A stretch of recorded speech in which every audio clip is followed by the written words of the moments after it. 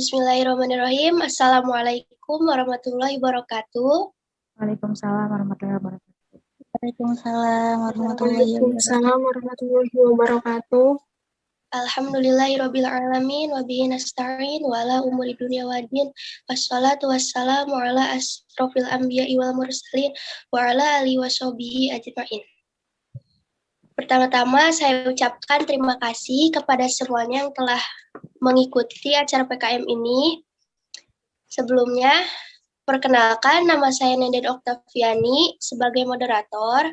Dan di sini saya tidak hanya sendirian. Ini saya bersama rekan-rekan yang lain. Yang pertama ada Teh Hani sebagai pemateri. Yang kedua ada Teh Andini Mustika Putri sebagai pemateri. Yang terakhir ada Kang Alfian sebagai pemateri. Langsung aja ya ke pembahasannya biar gak memakan waktu. Materi yang pertama akan disampaikan oleh Kang Alfian Nurfaizi. Silakan untuk Kang Alfian Nurfaizi untuk menyampaikan materinya. Siap, makasih banyak Teh waktunya ya. Di sini saya akan membacakan hadis ya. Bismillahirrahmanirrahim. Haddatsana Yahya bin Yahya qala qara'tu ala Malik Sami an Abi Sholihin an Abi Hurairah anna Rasulullah sallallahu alaihi wasallam qala bainama rajul yamsi bitoriqi wajada usnu saukin ala tariqi wa kharahu fasyakarallahu lahu fagharahu lahu wa qala asyuhada'u khamsahul mat'unu wal mabtunu wal ghuriqu wa sahibul hadmi wasyahidu fi sabilillahi azza wa jalla rawahu Muslim. Baik, terima kasih kepada Kang Alfian yang sudah menyampaikan materinya. Selanjutnya akan disampaikan oleh Teh Hani. Silahkan kepada Teh Hani. Baik, sebelumnya terima kasih untuk moderator. Suara saya kedengaran nggak? Kedengaran. Terjemah hadis yang dibacakan oleh Kang Alfian tadi, yaitu menceritakan kepadaku Yahya bin Yahya, ia berkata, aku telah membacakan hadis ini kepada Malik dari Sumi, dari Abi Sholih, dari Abu Hurairah. Sesungguhnya Rasulullah SAW bersabda, tatkala seorang laki-laki berjalan, ia menemukan ranting tajam di jalan, lalu ia menyingkirkannya. Maka Allah berterima kasih padanya dan memberi ampunan untuknya. Beliau melanjutkan, para syuhada ada 5. Orang yang mati akibat penyakit taun, lalu orang yang mati sakit perut, terus orang yang mati tenggelam, orang yang mati tertimpa reruntuhan, dan orang yang syahid di jalan Allah. Hadis riwayat Muslim, nomor hadis 4940. Baik, terima kasih kepada Teh Hani yang sudah menyampaikan materinya. Materi selanjutnya yaitu akan dibacakan oleh Teh Andini. Silakan kepada Teh Andini untuk segera memaparkan materinya. Ya baik, terima kasih moderator. Di sini saya akan membacakan syarah hadis. Jadi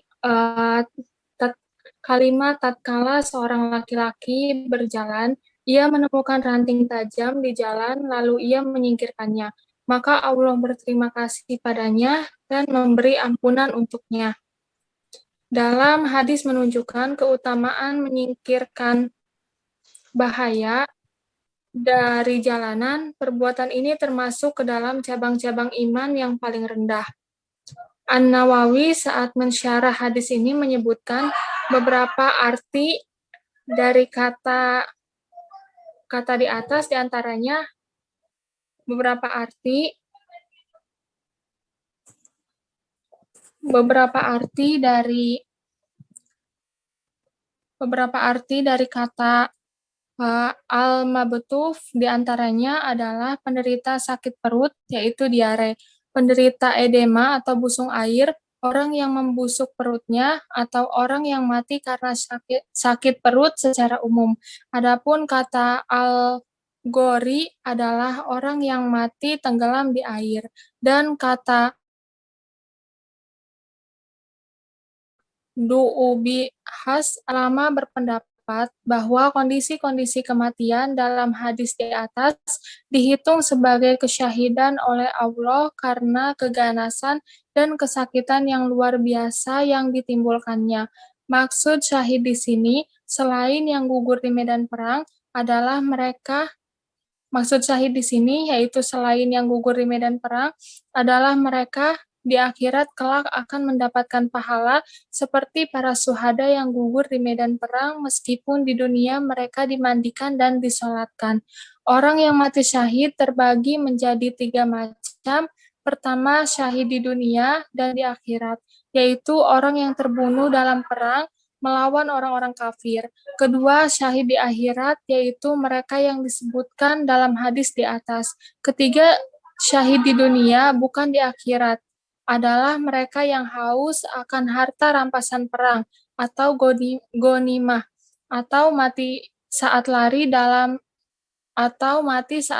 dari medan perang. Baik, terima kasih kepada Teh Andini yang telah menyampaikan materinya. Materi sudah disampaikan ya.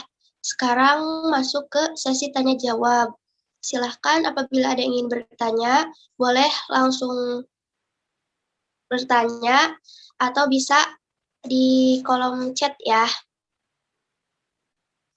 Apakah ada yang ingin bertanya? Silahkan kepada rekan-rekan.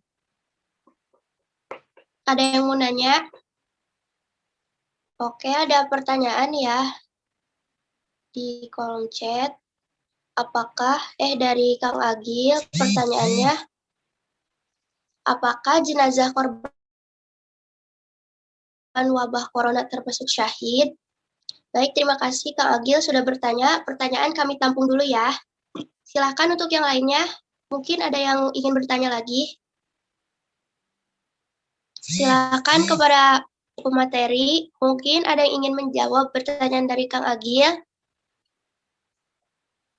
Silakan Teh Hani, Teh Andini, atau Kang Alfian. Pemateri, ada yang ingin menjawab? Sambil nunggu jawabannya, silakan ada yang ingin bertanya lagi. Oke, ada pertanyaan lagi ya dari Ibnu Abidin. Pertanyaannya, bila dikiaskan yang mati terkena penyakit corona pun termasuk syahid ya. Nah, pertanyaannya, apakah ada pahala yang bisa mendapatkan pahala syahid selain dari 5 perkara tersebut yang dibahas di dalam hadis? Silahkan kepada pemateri untuk mempersiapkan jawabannya. Kemudian ada pertanyaan selanjutnya dari Teh Wahyuni Tirtadewi. Pertanyaannya, Assalamualaikum, izin bertanya, apakah ketika seseorang mati syahid, kemudian dia langsung masuk surga tanpa dihisab? Terima kasih kepada Teh Wahyuni dan Kang Ibnu Abidin yang telah memberikan pertanyaan. Pertanyaannya kami tampung dulu ya. Jawabannya mohon untuk ditunggu. Teh, izin menjawab pertanyaan dari Kang Agil, Teh. Silakan, Kang. Ya. Coba ya, kita baca dulu pertanyaannya tadi. Apakah jenazah korban wabah corona termasuk syahid ya? Oke. Jadi, penyakit COVID-19 adalah penyakit menular yang disebabkan oleh virus corona yang baru ditemukan.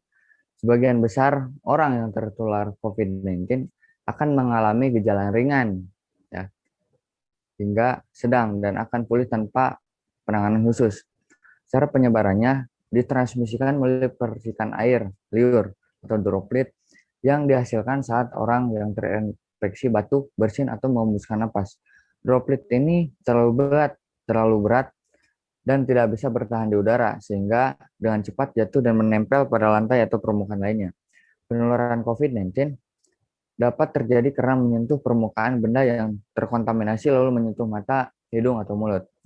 Persoalan kemudian, sebagian masyarakat masih belum rela atas kepergian keluarganya karena COVID-19.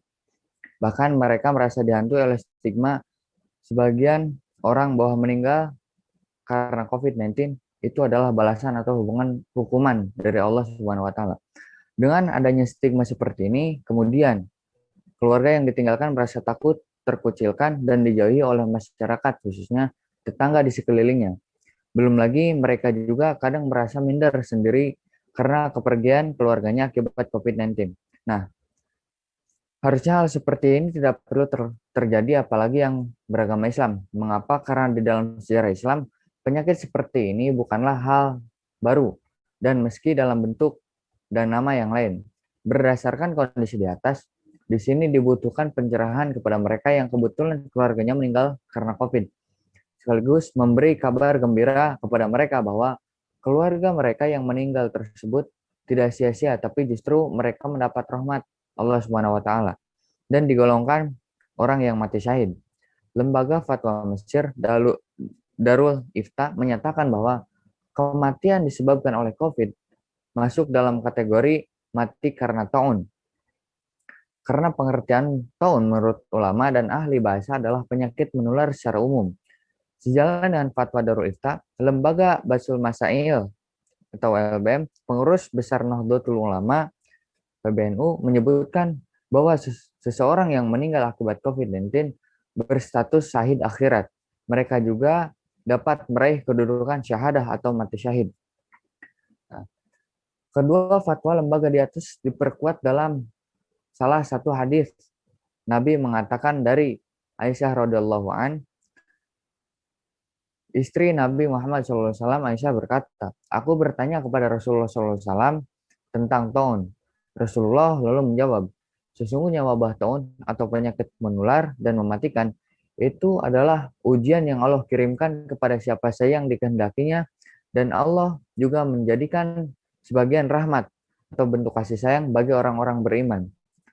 Tidaklah seorang hamba yang ketika di negerinya itu terjadi taun lalu tetap tinggal di sana dengan sabar, dengan doa dan ikhtiar ya, dan mengharapkan pahala di sisi Allah.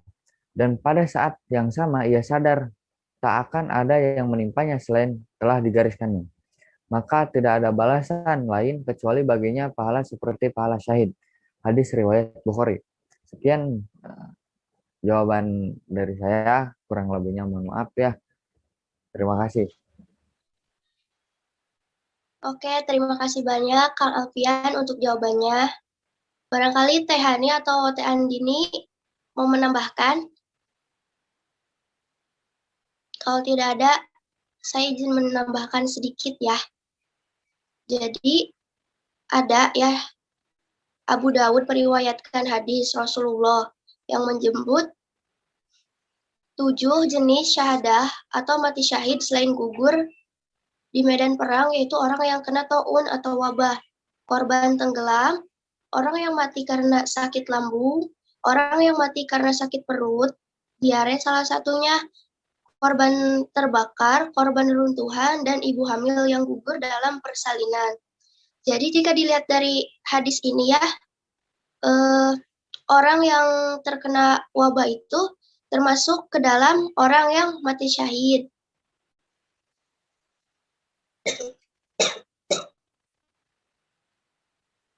Jadi Imam Nawawi mengutip pandangan ulama bahwa mereka semua itu wafat dengan penderitaan dan kepedihan menahan sakit yang begitu hebat, serta sehingga mendapat derajat syahadah atau mati syahid.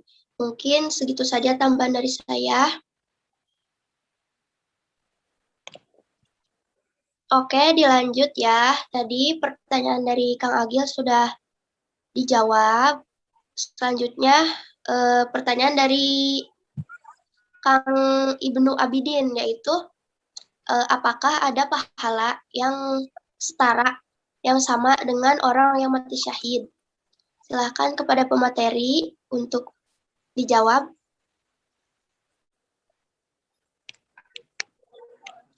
Ya, saya izin menjawab, Teh.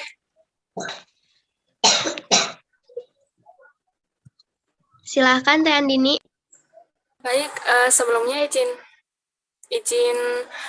menjawab pertanyaan dari Kang Ibnu Abidin. Tadi pertanyaannya itu, tadi apakah ada suatu amalan gitu ya, selain dari 5 perkara yang disebutkan dalam hadis tersebut yang pahalanya seperti mati syahid gitu ya, Kang? Izin menjawab.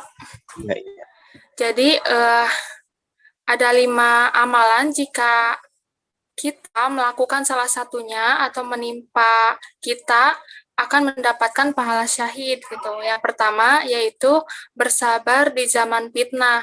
Ada hadisnya Rasulullah Shallallahu Alaihi Wasallam bersabda, akan datang pada manusia suatu zaman di mana orang yang bersabar dalam agamanya bagaikan orang yang menggenggam bara api. Hadis riwayat At-Tirmizi, Al-Fitan, hadis nomor 2361. Terus yang kedua itu mati karena mempertahankan harta, keluarga, jiwa, dan agama. Hadisnya yaitu dari Sa'id bin Zaid, dari Nabi Shallallahu Alaihi Wasallam, beliau bersabda, siapa yang dibunuh karena membela hartanya, maka ia syahid. Siapa yang dibunuh karena membela keluarganya, maka ia syahid. Siapa yang dibunuh karena membela darahnya, atau karena membela agamanya, ia syahid. Hadis riwayat Abu Daud nomor 4772 dan An-Nasai nomor 4099. Al-Hafiz Abu Thahir mengatakan bahwa sanad hadis ini sahih. Terus yang ketiga yaitu meminta mati syahid.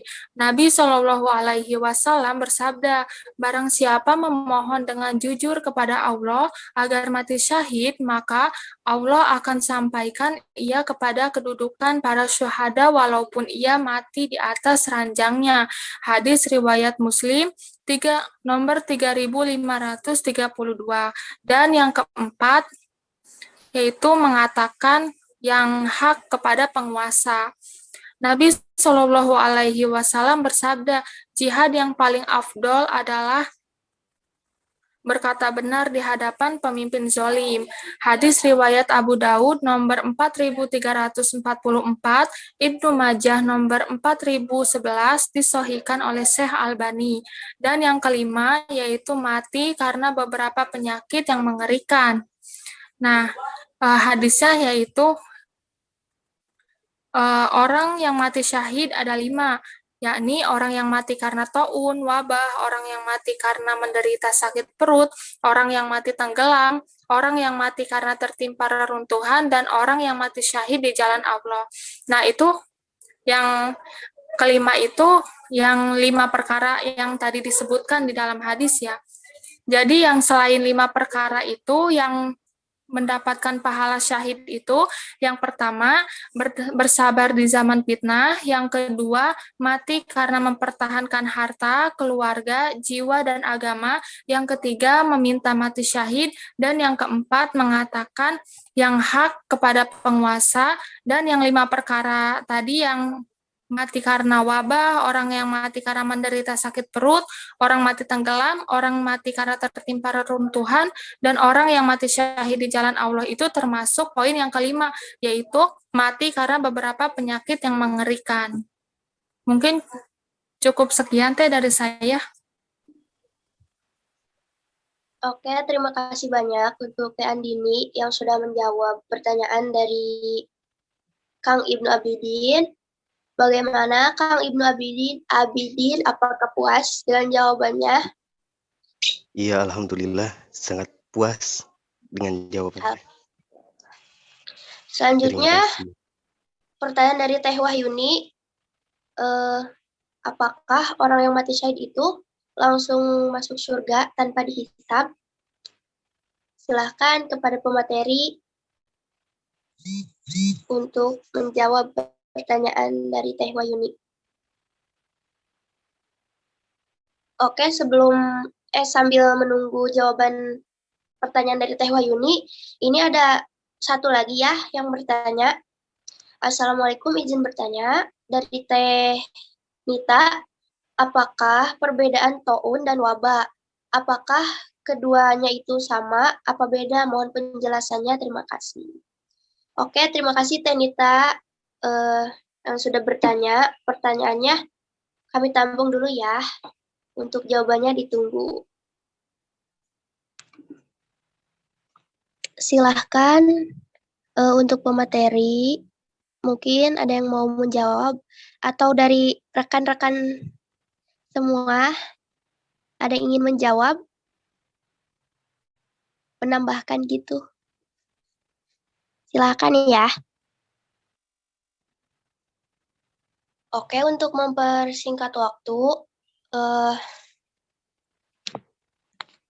izinkan saya untuk menjawab sedikit pertanyaan dari Teh Nita ya. Pertanyaannya itu, apakah perbedaan taun dan wabah ya? Jadi, taun itu lebih khusus daripada wabah. Nah, dalam bahasa kekinian itu, taun ialah wabah atau pandemi, karena bisa menimpa dan menular begitu banyak orang tak pandang jenis, usia, kebangsaan, atau agama dalam suatu wilayah, atau bahkan meluas ke banyak wilayah. Nah, kalau wabah itu merujuk pada penyakit menular itu sendiri. Intinya, setiap taun adalah wabah.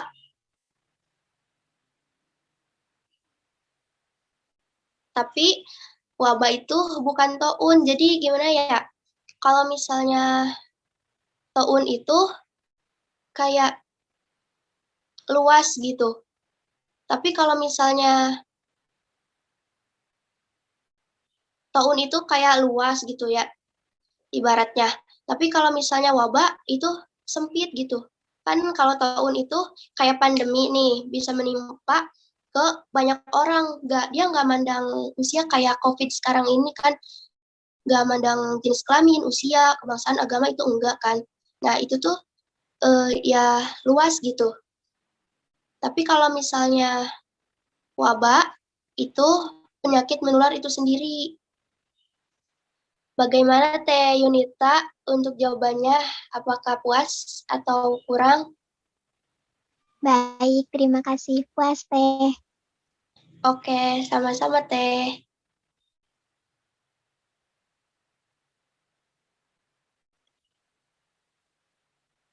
Pertanyaan sudah terjawab semua.